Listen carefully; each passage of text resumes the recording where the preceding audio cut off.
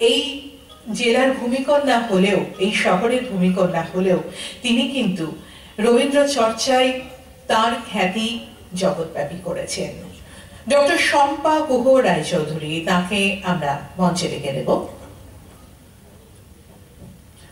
আর শম্পাদিকে আমরা প্রথমেই আমাদের শহরের সকলের তরফ থেকে কৃতজ্ঞতা জানাবো এবং সম্বর্ধিত করব।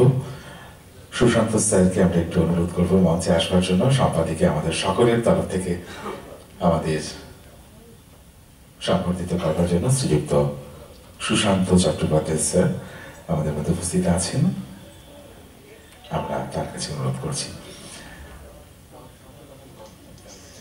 সুদূর কলকাতা থেকে শম্পাদি আমাদের সঙ্গে এসেছেন,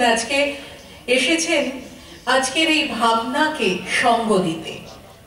তার ভালোবাসা, তার এই আমাদের সঙ্গে একাত্মতা, এটা আমাদের আরো প্রাণিত করে। এই দুই কন্যা কণিকা এবং সুচিত্রা, তারা যেন রবীন্দ্র সাধক ছিলেন। তাদের জীবন চর্চায়, তাদের কথায়, তাদের সাক্ষাৎকারে, তাদের লেখায় এক অদ্ভুত নিরহংকার জীবন ফুটে ওঠে।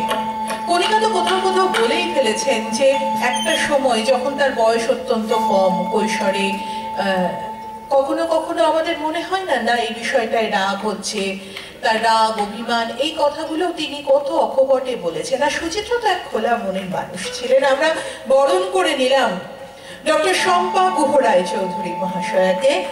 বরণ করে নিচ্ছেন ডক্টর সুশান্ত চট্টোপাধ্যায়। আমরা অত্যন্ত আনন্দিত, সমৃদ্ধ হচ্ছি। আমরা